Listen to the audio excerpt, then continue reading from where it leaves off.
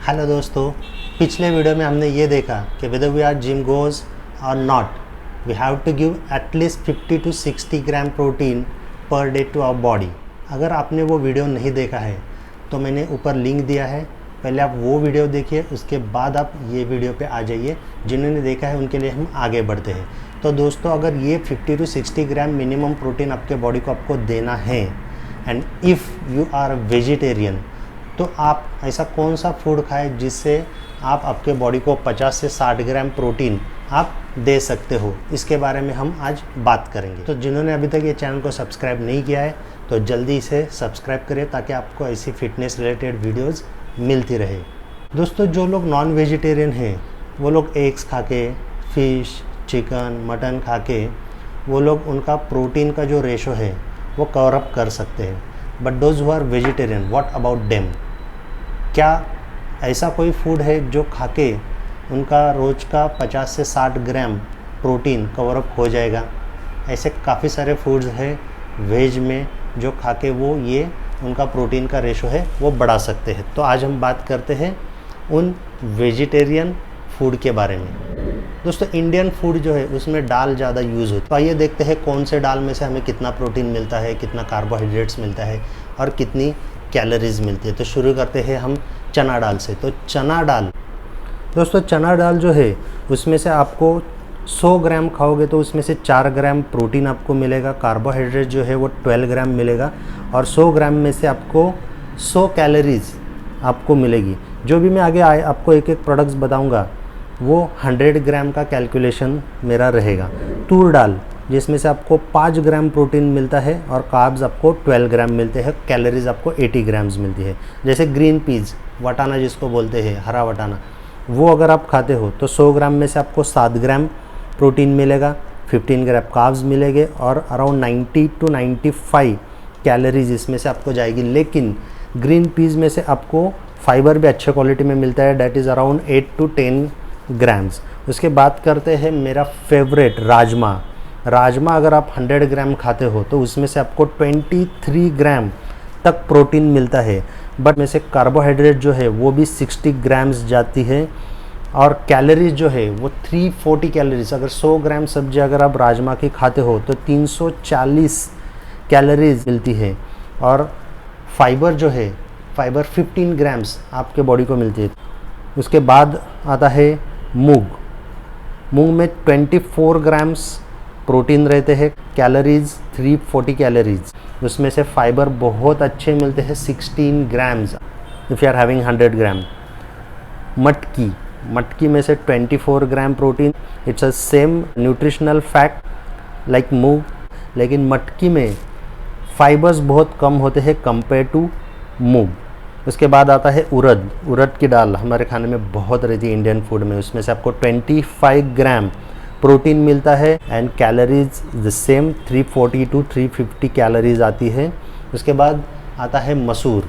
मसूर में से 25 ग्राम प्रोटीन मिलता है। फैट मसूर में ज़्यादा होते हैं compare to all other dals, 10 gram fats उसमें रहते हैं। तो दोस्तों, ये हो गया दाल के बारे में। हमारे खाने में रोज़ एक ना एक दाल इसमें से हम ऐड करते ही हैं। लेकिन अभी जो मैंने प्रोटीन जो आपको बोला वो प्रोटीन 100 ग्राम दाल खाने के बाद आपको मिलता है। प्रोटीन के साथ साथ उसमें से कितने कार्बोहाइड्रेट जाते हैं वो भी आप पढ़ो, क्योंकि वो देखना भी बहुत ज़रूरी है। सिर्फ प्रोटीन ज़्यादा मिल रहा है इसलिए हम वो ज़्यादा खाएंगे तो कार्बोहाइड्रेट्स का लेवल भी उसका बढ़ जाएगा।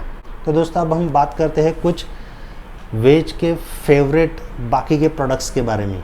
जैसे पनीर हो गया, टोफू हो गया, मिल्क हो गया।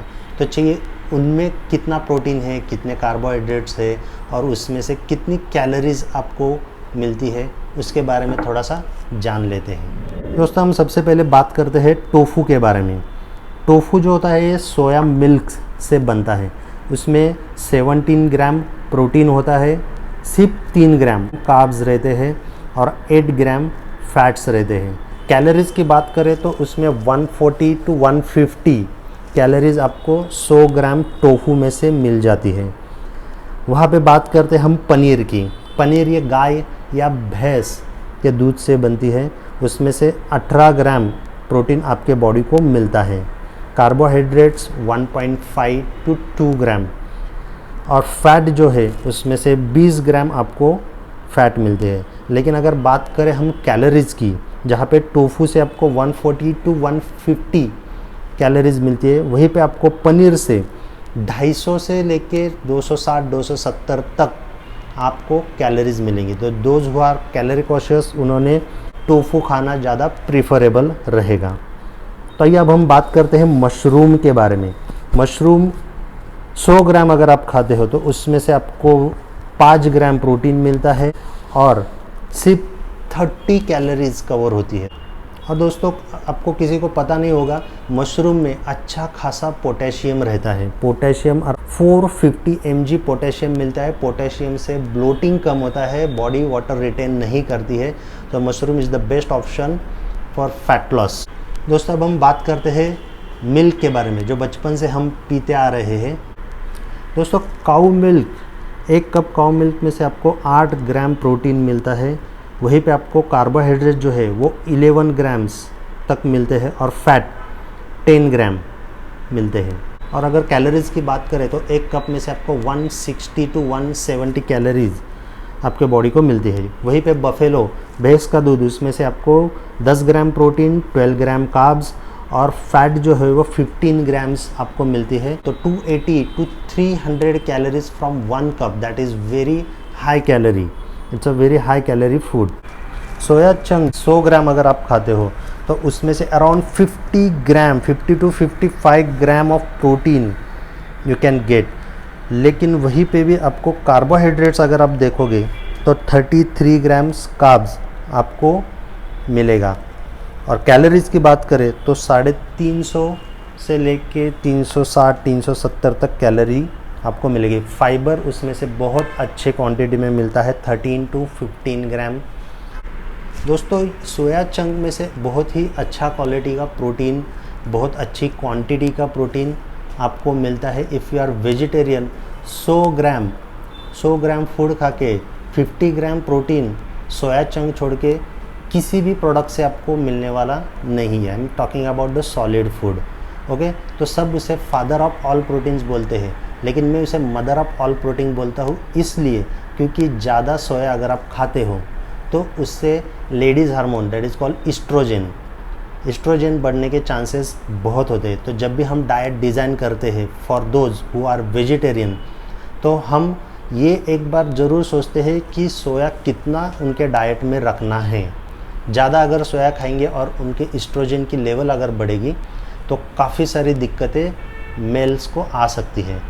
तो अगर ये वीडियो देख के अगर आप ब्लाइंडली सोया चंक्स खाने की सोच रहे हो तो थोड़ा आपको ये बारे में भी सोचना पड़ेगा कि अगर आपका इस्ट्रोजन अगर ज़रूरत से ज़्यादा बढ़ता है तो उसके क्या क्या साइड इफ़ेक्ट्स होते हैं। So it would be natural if would ask me who is the father of all ways protein, तो उसका आंसर है वे प्रोटीन। तो वे प्रोटीन के बारे में जितना बताओ उतना कम है।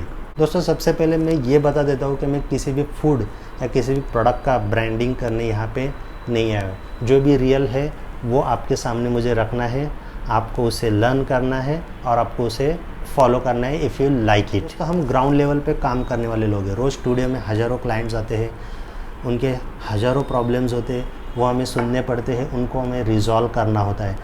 जहाँ पे वेजिटेरियन लोग रहते हैं और उनकी प्रोटीन की बात आती है, तो मैंने अभी जो आपको दिखाया कि ये दाल खाए तो इतना प्रोटीन मिलता है, ये फूड खाया तो उतना प्रोटीन मिलता है, ये सिर्फ प्रोटीन पे फोकस करके आपको नहीं चलेगा। प्रोटीन के साथ साथ आपके बॉडी में कितना फैट जा रहा है, कितने कार्बोहाइड्रेट जा रहे हैं और उसमें से कितनी कैलोरीज आपको मिल रही है, you have to take care of that things also. सिर्फ मसूर दाल में 25 ग्राम प्रोटीन मिल रहा है तो रोज़ का 200 ग्राम मसूर खाया या फिर 200 ग्राम मटकी खाया, ऐसा तो कभी हो नहीं सकता। 200 ग्राम अगर आप मटकी खाओगे तो आप सोच भी नहीं सकते हो कि आपके पेट का क्या हाल होगा। और अपने प्रोटीन के चक्कर में उसे खाया भी तो भी उसके साथ साथ कार्बोहाइड्रेट्स भी आपके पेट में जा रहे, उनका आप क्या करोगे। और अगर कार्बोहाइड्रेट आपके पेट में ज़रूरत से ज़्यादा जा रहे तो आपका फैट लॉस नहीं होगा, आपका पेट छूटेगा, बॉडी वाटर रिटेन करके रखेगी। दोस्तों, अभी हमने जो वेज फूड की बात की, 100 ग्राम में से 5 ग्राम से लेके max to max soya chunk से 50 ग्राम प्रोटीन हमें मिल रहा है। लेकिन अगर आप 100 ग्राम वे प्रोटीन खाते हो तो कैन यू बिलीव उसमें से कितना प्रोटीन मिलता है? अराउंड 90 ग्राम। 100 में से 90 ग्राम प्रोटीन आपके बॉडी को मिलता है, that is purest form. Carbohydrates बेयरली 2 to 3 grams, और फैट उसमें तो रहता ही नहीं है। अगर आप हाइड्रो या फिर आइसोलेट वे चूज़ करते हो तो उसमें फ़ैट रहते ही नहीं है। और उसके फ़ायदे और नुकसान के बारे में अगर आपको जानना है तो आगे के सेशन में सिर्फ वे प्रोटीन पे मैं एक वीडियो बनाने वाला हूँ, जिसमें आपको वे प्रोटीन के टाइप्स, जिसमें कॉन्सनट्रेट, आइसोलेट, हाइड्रोलाइज, वो क्या होता है, उसके बेनिफिट्स क्या होते हैं, और अगर साइड इफ़ेक्ट्स जो आपको लग रहा है कि वो साइड इफ़ेक्ट्स है उसके बारे में भी हम बात करने वाले हैं। दोस्तों, मेरा कहने का ये मतलब नहीं कि if you are vegetarian then only whey protein is the option for you. आप ये सब दाल, पनीर और सोया चंक ये सब आप खा सकते हो, लेकिन अगर आप उस पर ही डिपेंड रहोगे तो आपको एक बात ये भी देखनी होगी कि आपका कार्बोहाइड्रेट्स का लेवल कहाँ तक जा रहा है। और अगर आपका कार्बोहाइड्रेट्स का लेवल और कैलोरी लेवल अगर बढ़ रहा है तो whey protein is the best option. तो जो डाइट हम वेजिटेरियन लोगों के लिए डिज़ाइन करते हैं, वी टेक केयर के दैट शुड बी स्क्वायर मील, कि उसमें सब हर एक टाइप की दाल भी आए, दूध भी आए, पनीर आए, थोड़ा बहुत सोया आए, या सोया नहीं रहेगा तो सोया मिल्क आए, और सुबह शाम आधा स्कूप वे प्रोटीन है। ऐसा करके हम 50 से 60 ग्राम उनका प्रोटीन कवर करते हैं। प्रोटीन खाते वक्त आपको ऐसा प्रोटीन चूज़ करना है जिसमें से आपको प्रोटीन भी मिले, कार्बोहाइड्रेट्स भी कंट्रोल हो, और कैलोरी भी आपको कंट्रोल कर सकते हो। मैंने अभी आपको जो भी प्रोडक्ट्स बताए तो नीचे आपको एक लाइन दिखी होगी जिसमें मैंने लिखा है कि कितना प्रोटीन मिल रहा है, कितने कार्बोहाइड्रेट्स मिल रहे हैं और कितनी कैलोरीज मिल रही है। तो आप दिन में जो भी खा रहे हो उसका एक चार्ट बनाओ, उसमें से आप काउंट कर सकते हो कि कितनी कैलोरीज आपने दी है। दोस्तों, हमें सिर्फ प्रोटीन के पीछे भागना नहीं है, the diet should be balanced. I hope ये इन्फॉर्मेशन आपको इम्पोर्टेंट लग रही होगी, तो आप ये चैनल को सब्सक्राइब करिए, लाइक करिए और दोस्तों में अपने शेयर करिए।